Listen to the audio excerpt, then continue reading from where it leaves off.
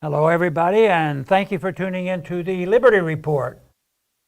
With us today is Daniel McAdams, our co-host. Daniel, good to see you. Good morning, Dr. Paul. How are you this morning? I'm doing well, good, All right. and ready and raring to go, solve all the problems. But we have some good news in some ways. In some ways. The enemy's disorganized right now. They don't even know what they stand for.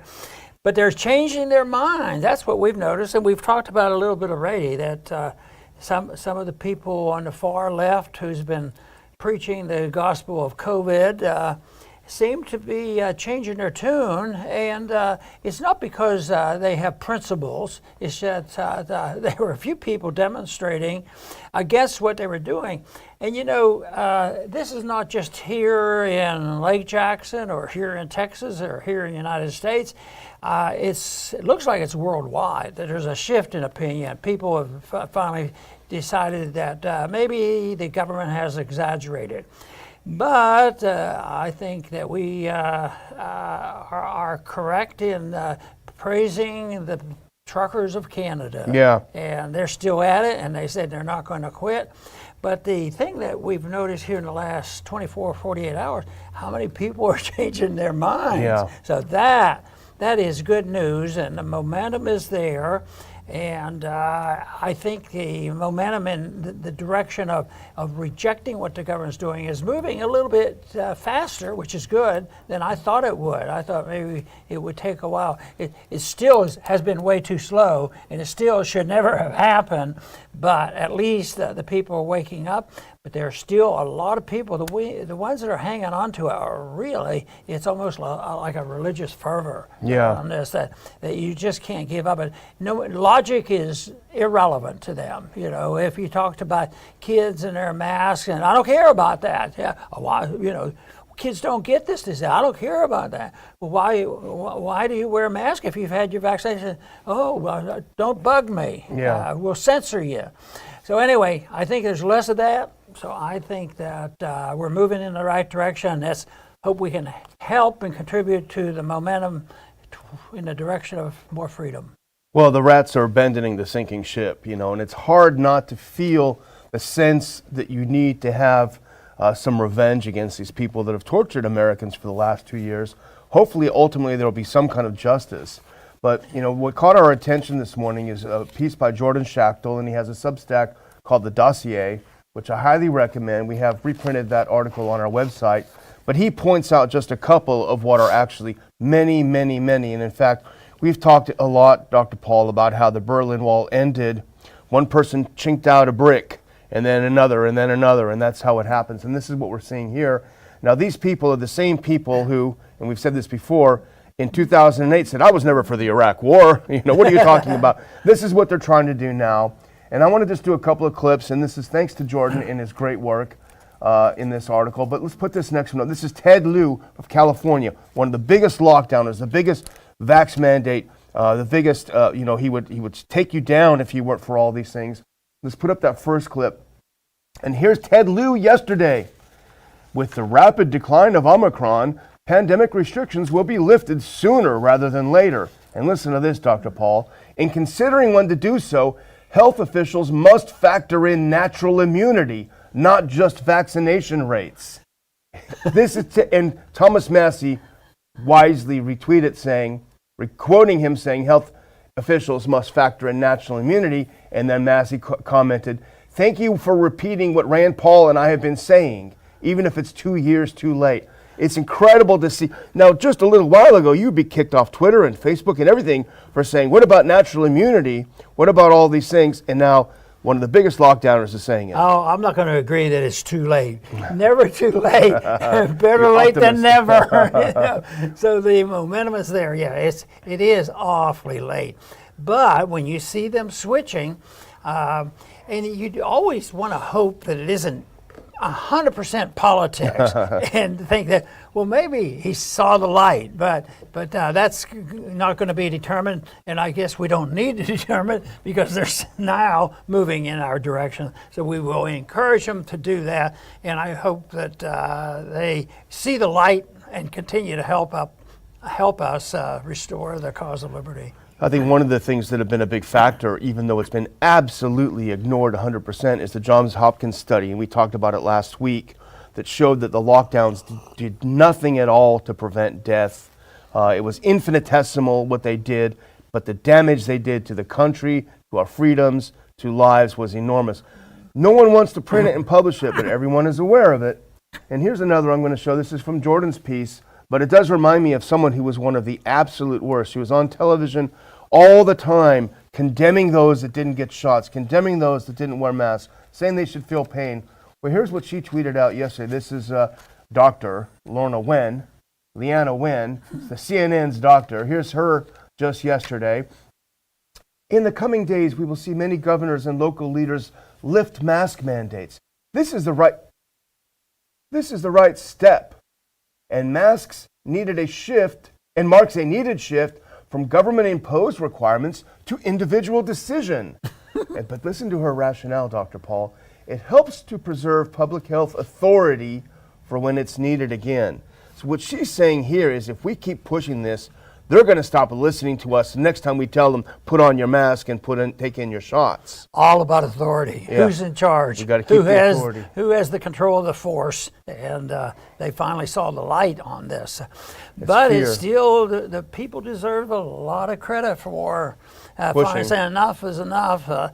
Because I think there's, in some ways, if you're looking for a positive, why do people go along with this? Because I think it's for a lot of people, it's their decency about it. They're not looking for a knockdown, drag out fight, and always assuming, well, people aren't that bad, and they'll switch, and we'll have new politicians, and they say it won't amount to much. Then before they know it, it's out of control, and now they're saying, the only people out of control are those truck drivers. Yeah. They're bad people, and we have to retain them from any of this activity. But I think it's just amazing. They've had a parade going on, and it was a built-in parade.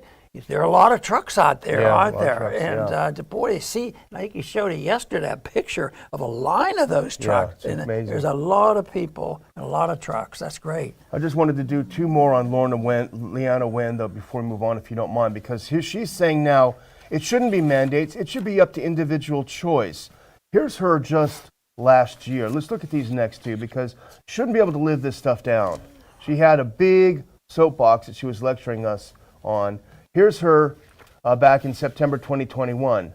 President Biden's strategy for fighting COVID does not go far enough to compel vaccinations. The time for cajoling is over. Biden should use his full authority to make it difficult for Americans to remain unvaccinated. You should never be allowed to forget this. And the next one, too. Here's Dr. Leanna Wen in September. What I wish the new Biden COVID strategy would contain: vaccine requirements for interstate travel, mandates for schools, as we do for other immunizations, and a national proof of vaccination system. Cajoling isn't working. It's time for drastic action. She should not, Dr. Paul, I hate to be this way. I know you're not this way. She should not be allowed to live this stuff down, because she was enormously influential. She had a huge microphone, and she caused so much damage. She can't now get away from it by saying, well, science has changed. Yeah, that's what she's going to try to do, but it looks like she's not going to continue with this. People are saying enough is enough, and I think that we're moving in the right directions. There's another. Let's be more positive. Sorry, I was getting a little worked up. Over here. Go. But we can't keep an eye on them. Yeah. Because I think what we're witnessing is a conflict that goes on and on and on forever, good versus evil. And every once in a while, the people who want to do good have to be awakened. Yeah. And I think this is what's happened this last week. So this is good. Trudeau had to put his 2 cents worth in. He said this whole thing poses a threat to democracy. Yeah. And you know how much we praise democracy. And I do. But I have a precise definition of my concept of democracy. And their democracy is the dictatorship of the majority. All you have to do is give the people freebies, you put them into a political action group, and then you go and you hire people to monitor and help the elections along, and then you can rig elections if necessary, and then that's the majority. And what does the majority do? They undermine the minority. So that's what Trudeau is part of. He says trucker protests pose a threat to democracy. Well, let's hope it's a threat to Trudeau's type of democracy, but there's a lot of other ways that people can, in a group, express themselves. I think you need leaders. Like your example was very good on the Berlin Wall. Yeah. Somebody chipped away and broke that brick. That's a very, very valuable brick. To get rid of the brick, and the wall comes tumbling down. So this I think is very good, and the left political system will continue to fight to maintain their power. But when you see the crowds, whether they're truck drivers or football games or whatever, there are no guns. Yeah. And how many people go to these games? How many people, that goes to car races? The people who like car racing are really non-political, but I bet a lot of them own guns, and they understand the issues. So this I think, there is democracy out there, and I like the concept of the real, in economics, the democracy is the consumer. Yeah. The consumer votes for everything. Who stays in business, how much their profits are, what labor earns. If the product is not good, values and labor go down, costs go down. But you need to have a vote, and whether it's in the marketplace, this is the marketplace. This is the social market. And when you see these people coming out, it's just great. Oh, but they're breaking the law. Yeah, probably so. Probably breaking one of the laws that the Democrats or the people who love democracy have put on.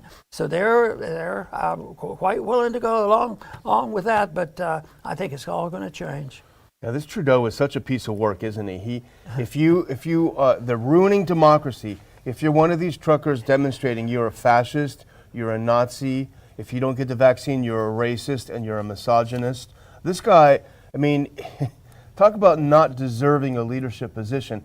But while he's saying that these guys are a threat to democracy, let's put on this next clip, because let's listen to what an actual trucker said, one of the ones that were out there. Does he want to attack democracy? No. Here's what he said, and this is Sam Kovac of Woodside, Ontario. He said, "I'm here for my kids, just to get back to normal. They haven't played hockey. It's been a disaster. Just end. Give us back what we need to live again. Trudeau, Doug Ford, just listen to us." Does this sound like a fascist, a Nazi, a threat to democracy? He wants something, but he's wanting a good thing, because all he wants to do is live his own life, be in charge, take care of his kids, be responsible. But the demand out here isn't, to send in an army of bureaucrats and start feeding people, because there are shortages up there now. Just think of those truckers.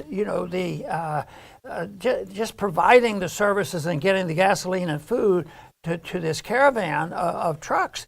That's difficult. Can you imagine if you'd have had a couple government agency? Okay, well, we don't really like what you're doing, but we'll take care of you. We'll get the tents up, and we'll feed you, and we'll get you your gasoline. Yeah. No, the people just came up. It was the market working, and people did that.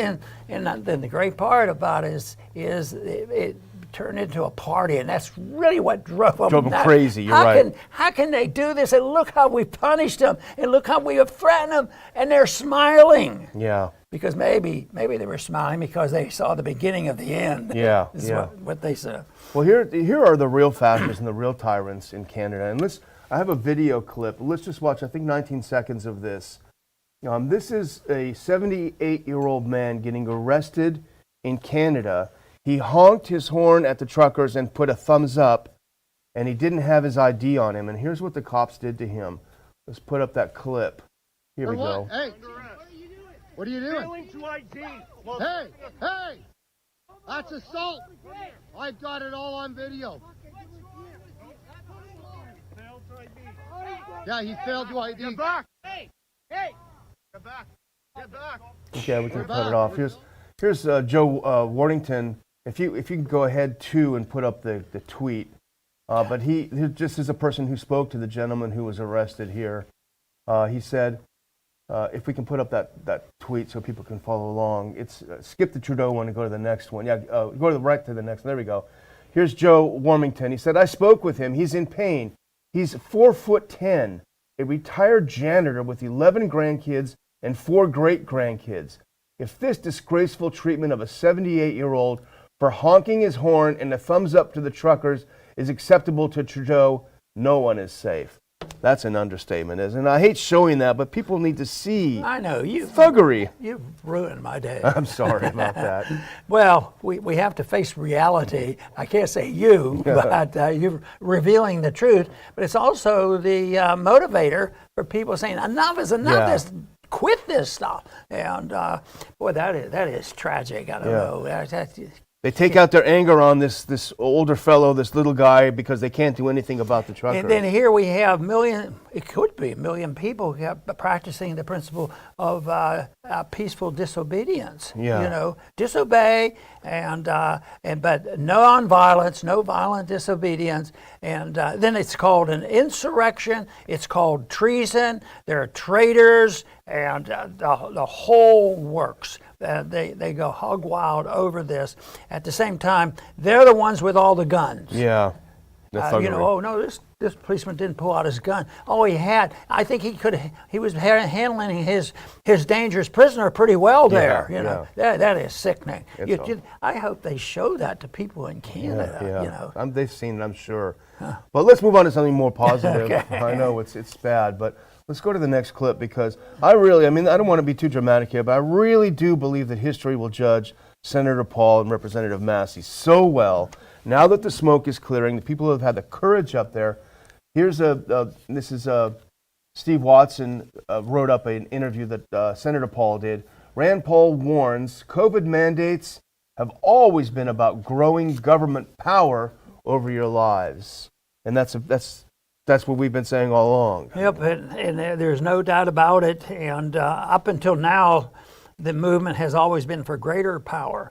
But you know, what he's talking about and what we're trying to talk about is something that isn't just with COVID. Yeah. This is a basic principle when I think about it in our own history, because probably one of the best revolutions in history has been our revolution. Yeah. It's been pointed out that is maybe the only real revolution where the people ended up with more liberty rather than less. Think of all our wars that we've had since. Yeah. We always end up with less freedom, under these circumstances. So right immediately after this wonderful effort, and at least on our Constitution, was to the cause of liberty. And I'm amazed at the education that the founders had, how well versed they were in the classic. It just blows my mind what's happened. And then when I look at our schools, oh yes, we have to have government schools to make sure the kids are indoctrinated properly. So, but right at the beginning, where was the feelings were strong at the beginning. You had the Jeffersonians and the Hamiltonians, and it's still going on. They still glorify Hamilton, And think of the anti-liberty stand as he did, but it wasn't quite, it's not exactly. But I think it's that conflict that goes on, the power. And eventually the people wake up, and we have to remember, if the people support a bad government, it'll stay for a long time. And when the people wake up, that's why this awakening of the people right now, I think, is so great, because that means the at least a significant change in direction is going to occur, because I don't think we ever get to the point where we have a perfect environment for the development of liberty. But certainly the United States is still living off its reputation. People still want to come here because it's a land of opportunity, of course, which is dwindling, and they might not realize but the world has been made up that way, and they're always looking for opportunity. This idea that power, though, is gained by theft, plunder, promising people stuff that they can't do it and taking over their liberties. I mean, I think that's, if you go back thousands of years, that's what was going on. Yeah. Well, here's a good quote from Senator Paul in this interview, and I think it's worth putting up because people, again, should not be able to forget this. If you can put up that next clip. Senator Paul said, Sweden didn't have their school kids wear masks at all. Not one child died. The incidence of the disease and the teachers did not rise with the kids not wearing masks. I mean, it's sort of, I worry about the future of America if the Europeans are leading us toward freedom. It's a good point. I always resist this we're number one jingoism, but this is actually one area where I wish we were number one in leading the fight for liberty. And you're right, Dr. Paul, we have been in the past, and we need to really remember that and grasp that back, and let's be number one again. Yeah, I think the power that we accumulated after World War II, military and financial power, control of the currency, and there's enough people that gravitated that enjoyed power. Yeah. And they were called, well, there's a couple groups, Republicans and Democrats. And they're still there. They're still up there. You just look at who promotes the DOD budget. Yeah. It's not a few people. Except behind the scenes, there might be a few people in the deep state that does that. Well, So you have a couple of miscellaneous things. Miscellaneous Let's put here. up that last clip, if you can, while Dr. Paul's talking about this. This is the picture is 1,000 words here. If we can put up that last, there we go. Stacey Abrams, no mask. Go ahead, Dr. Paul. Well, once again, one of the things we've talked about in the last year or so is that the greatest impression we have been able to allow people to visualize and understand is when the dictators pass the laws, everybody know it, and then they turn around and they never follow them. It's something that's been going, something that they've tried to correct for hundreds, if maybe 1,000 years, of saying the king, the government, should live under the laws of the land. And yet this is exactly, we're back to square one. We've had so many examples of people who wrote the laws and preached it and support the policemen that want to throw a man around and beat him up and throw him in a 70-year-old man because he has a innocent gesture. It is so bad, but people don't like it if they don't even follow their own rules. And I think that picture really tells the story. And she's running for office. I wonder if she's going to use that on her political advertising. That's what I don't think is going to happen. Yeah.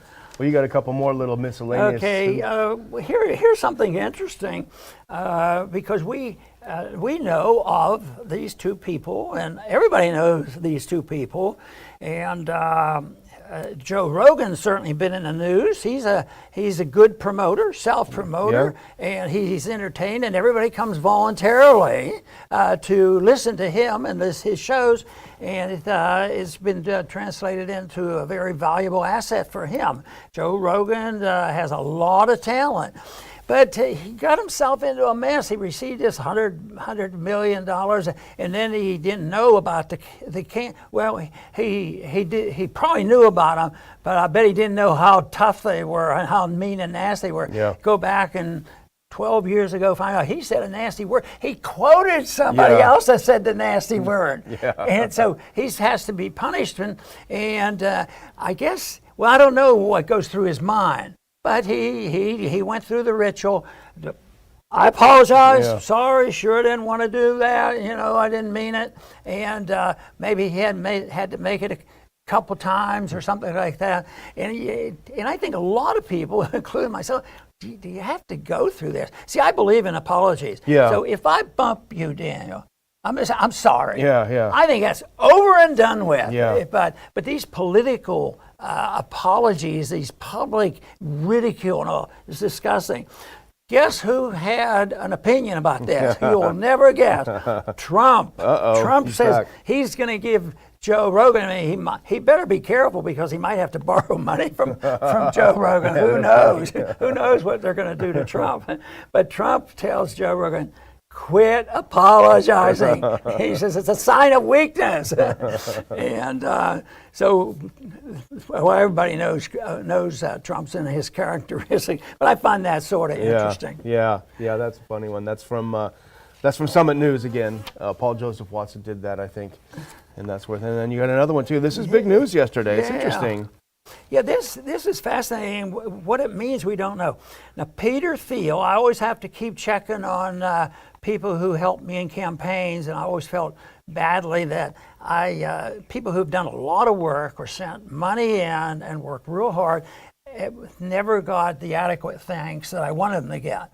And there was a time when somebody says, "Do you know who did this?" And it had a big pack. And I says, "No," and I'm never really up to this, and this is 10 years ago. Yeah. And I've learned a lot in the last 10 years. But they tell me that Peter Thiel supported me in the first campaign. Well, that's great. And yeah. raised, he didn't have to raise the money, he had a PAC.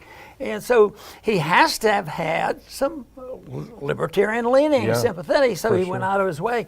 But he's also been on the board of Facebook. Yeah. And so he's in that. But he's separating himself from Facebook in that organization. And now he's leaving the Meta board, and he's going to become an ally, close ally, a pro-Trump advocate. Huh, interesting. So that'll be interesting to see. He has the money to do it, but I